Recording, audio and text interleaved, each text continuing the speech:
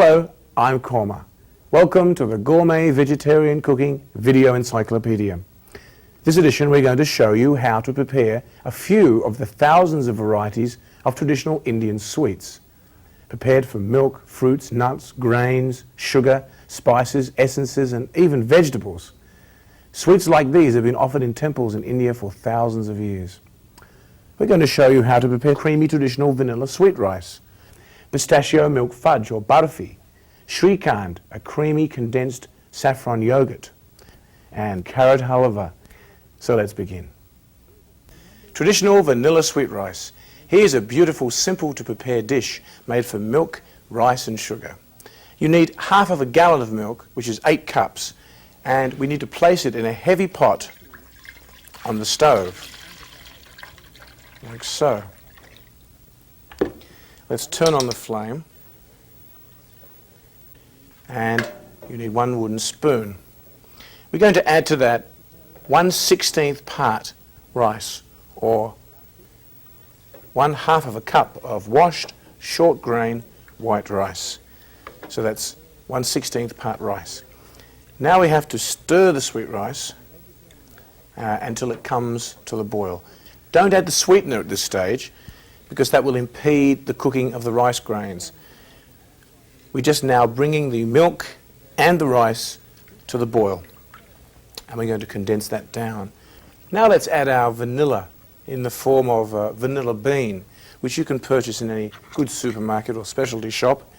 This is one portion of a long 9-inch bean that I've been using. This is a 1-inch piece left, which is ideal for this amount of sweet rice. This is the fruit of the vanilla plant. It's a beautiful smelling and tasting bean with that beautiful pure aroma of vanilla, and it's very strong, and as you cook it the vanilla comes out. Now actually inside, I'll show you, we're going to split it down the middle here.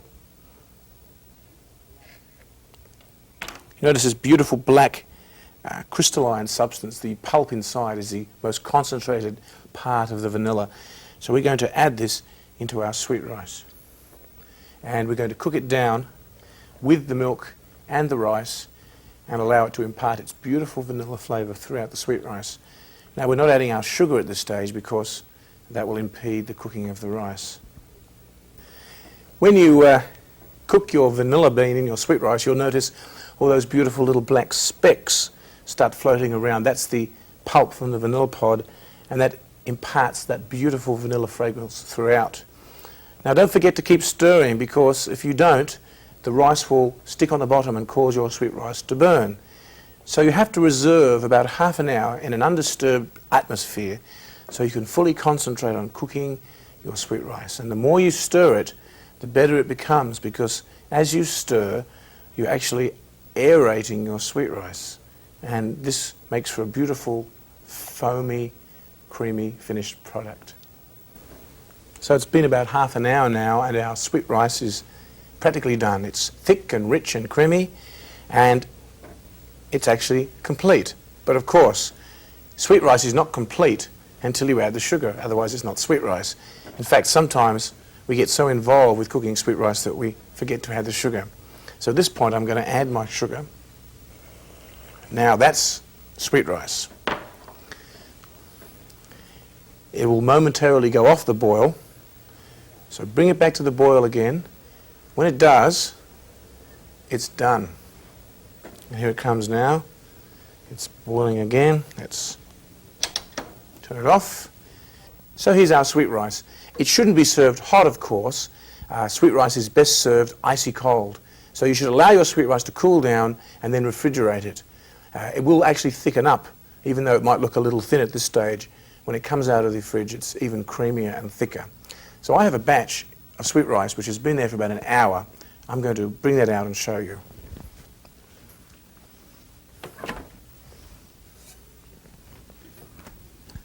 And here it is. Beautiful, thick, creamy batch of vanilla sweet rice.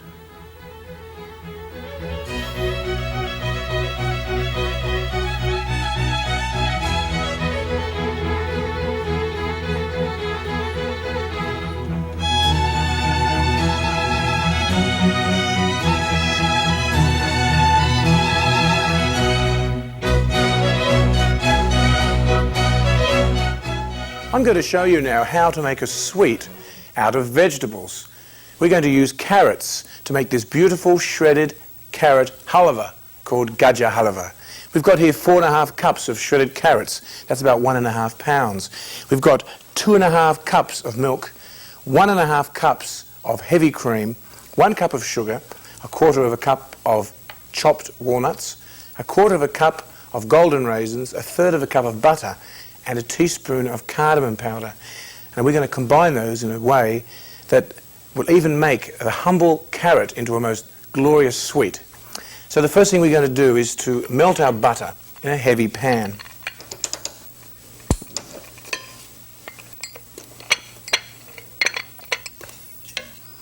Along with our butter, we're going to add our cardamom, like so, and our carrots. Now we're going to saute our carrots and butter and cardamom together for about 10 minutes, after which time the mass of carrots would have reduced somewhat.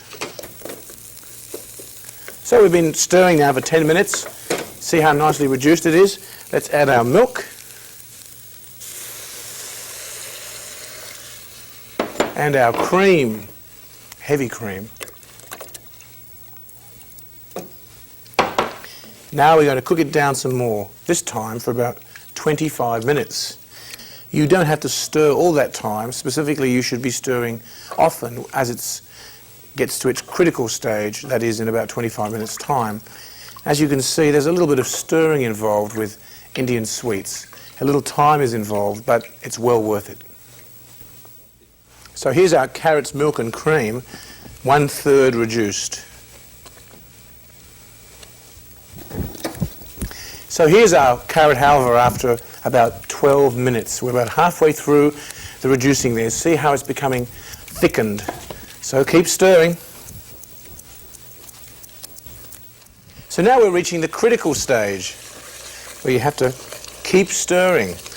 This is the stage where you'll burn your carrot halva if you're not careful. But there's only about 5 minutes to go now before we're going to add our sugar and our nuts. Notice how this is spitting very violently. This is getting pretty close now to the end of the second stage of our carrot halva. So it's been 25 minutes now. This is the end of stage 2 of the carrot halva. The carrots and cream and milk have been reduced. Now let's add our sugar. And our raisins, or golden raisins there, and our nuts. Now, as you notice, the whole mixture loosens up a little bit and it turns a different colour. It goes a more glassy colour. Now we have to reduce this down, stirring often, for about 10 to 15 minutes. So this is practically done. I'd say it's probably got about 5 minutes left to go. It's coming away from the sides, but it needs to be more of a lump in the middle of the pan. So I'm going to keep stirring this for another 4 or 5 minutes. And here it is, the finished product. Notice how our halva is now turning into one lump there in the middle of the pan. That's our finished carrot halva. So you can either serve it warm or you can serve it cold.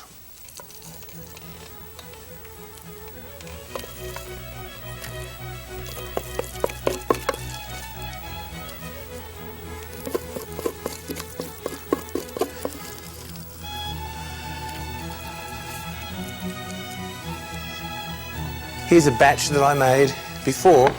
I allowed it to cool, I formed it into a mould, I put a little piece of silver leaf on top and decorate it with a few cashews. Now you can slice it up into pieces and serve it. Either way, cold or warm, it's beautiful.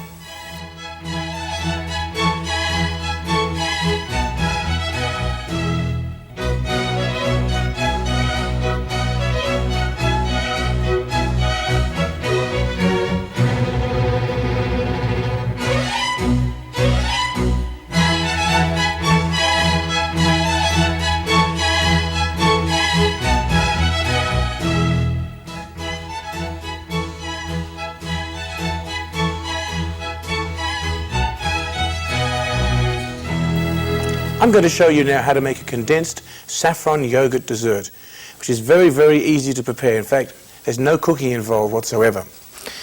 We've got here 8 cups of yogurt, plain fresh yogurt.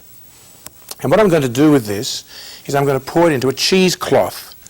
If you haven't got a cheesecloth, you can use some piece of clean linen, something which will enable substance like this, yogurt, to drain through. The idea is that yogurt is a colloidal suspension of solids and liquids, and the liquid portion is called whey. And the idea is we're going to condense this amount of yogurt by hanging it in our cheesecloth and allowing the whey to drip through. And the end result will be a very, very smooth, rich, condensed form of yogurt. So you notice how already drips are forming underneath the cloth here. Now that should be hung and allowed to drain for about minimum half of a day. Over here I've got a batch of Shrikant which I left hanging for 1 day, about a day and a half actually. Notice how this yogurt has become very firm and condensed. And here, this is our whey here. Notice how much there is. That's why our yogurt reduced so much. I used our little stand here so the yogurt wouldn't sit in the whey. Don't discard this, by the way, because it's very, very good for making different preparations. Specifically, the whey that comes out of condensed yogurt is wonderful for preparing curd. In other words, this particular whey is very acidic, so you can use this to add to milk as a curdling agent. Now, what we can do here with this yogurt now is to turn it into our bowl here. There it is. That's the raw ingredients for our Shrikant. Beautiful lump of condensed yogurt. Now we have to add our other ingredients. We've got 1/4 teaspoon of whole strands of saffron. We're going to grind it up in our mortar and pestle.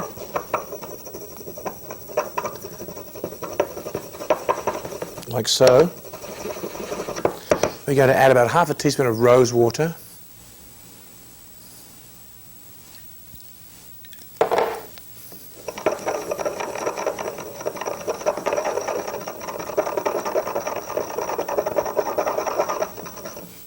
We're going to pour it into our yogurt.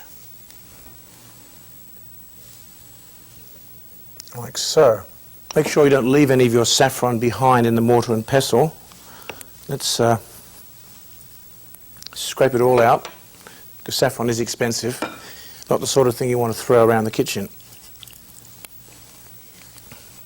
Now we're going to add our sugar. 1 cup of sugar. You might say that's a lot of sugar, but this is an extremely sour preparation without sugar, because yogurt, as you know, is pretty sour, but when you condense it like that, it's even sourer. So fold all these ingredients together like so. I like to use the confectioner's sugar, or the powdered sugar, because it's anhydrous. It doesn't have any water content. The beauty of this Shrikant is it's such a firm, thick dessert. You don't want to dilute it anymore unnecessarily.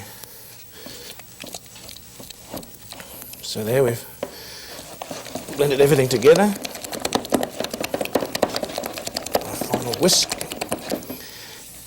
And there you have it, a beautiful batch of rose saffron flavoured condensed yogurt, Shrikant. Now I'm going to transfer it into a beautiful serving dish.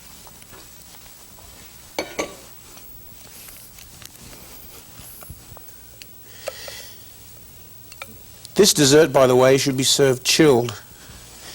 I like to also garnish this with a little bit of rose water and a few little saffron threads, like so. Saffron, condensed yogurt, Shrikant. A beautiful dessert.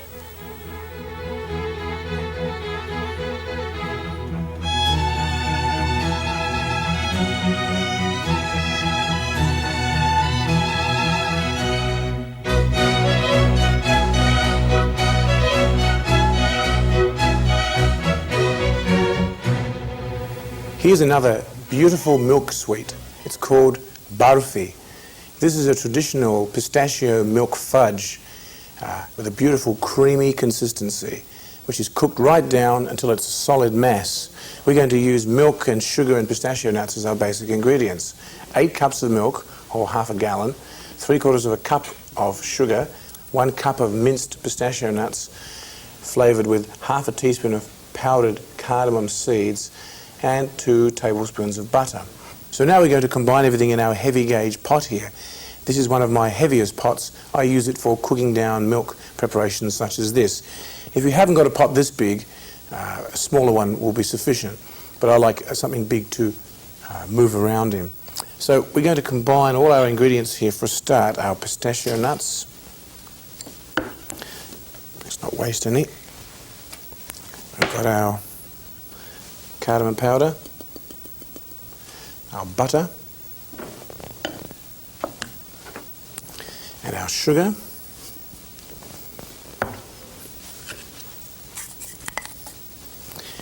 And we're going to add our milk.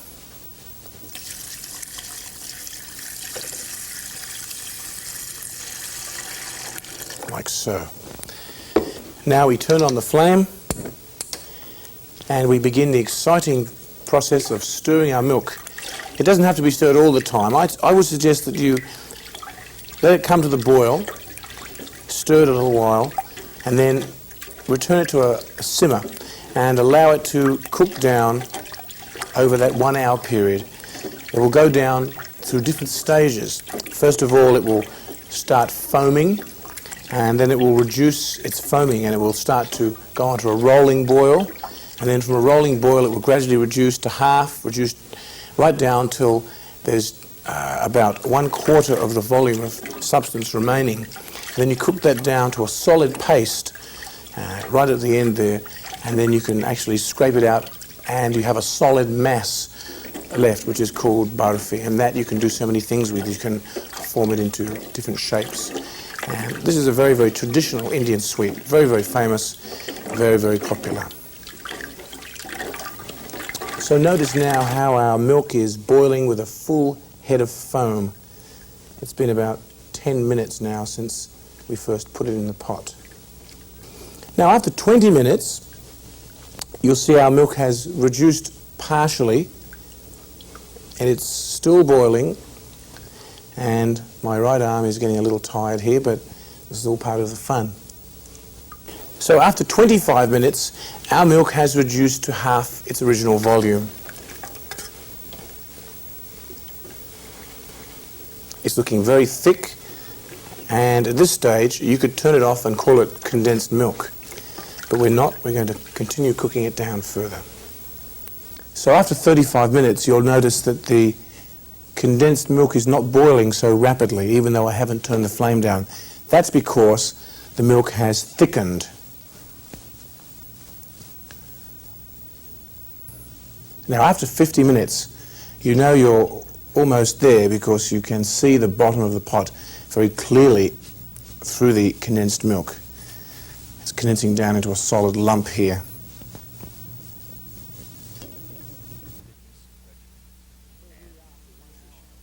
So here we are after 1 hour, and the burfi is now one solid lump in the middle of the pot.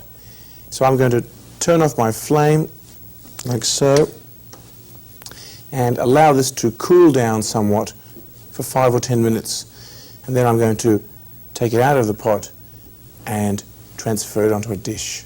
So it's been about 15 minutes now, and our pistachio burfi is cool enough to handle. Now, spoon it out onto our board here.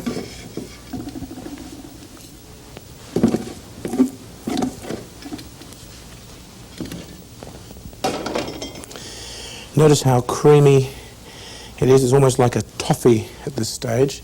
Very beautiful. Just going to get a little butter on my hands and form it into a shape. For a start, I'm going to knead it for just a little bit. It's beautiful when you consider this is just simply condensed milk. Now I'm going to place it onto a dish. I think I'll also butter the dish, like so.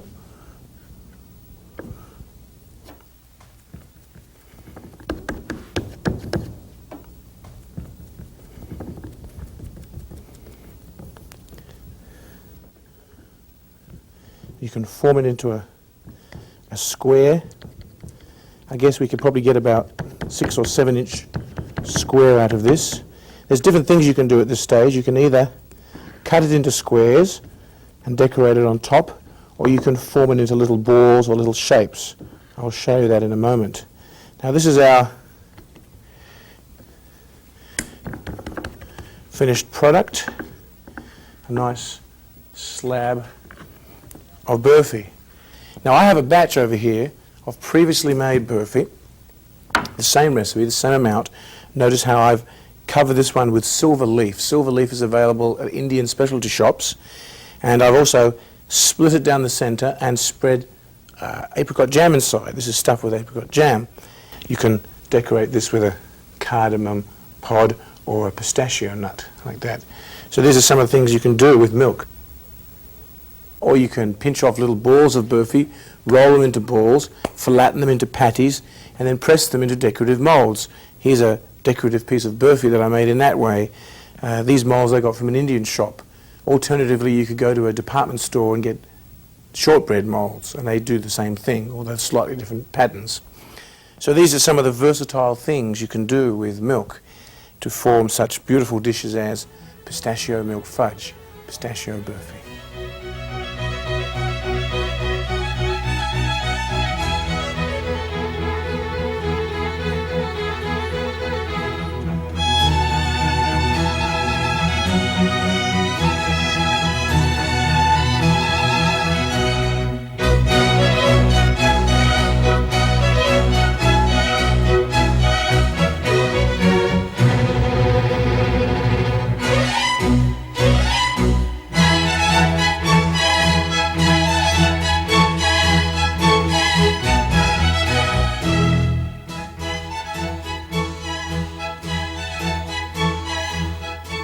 Well, there we have it, just a few of the thousands of varieties of Indian sweets that can be prepared out of simple ingredients like nuts, fruits, milk, sugar and grains. It's said that a meal is not complete without a sweet, so happy eating.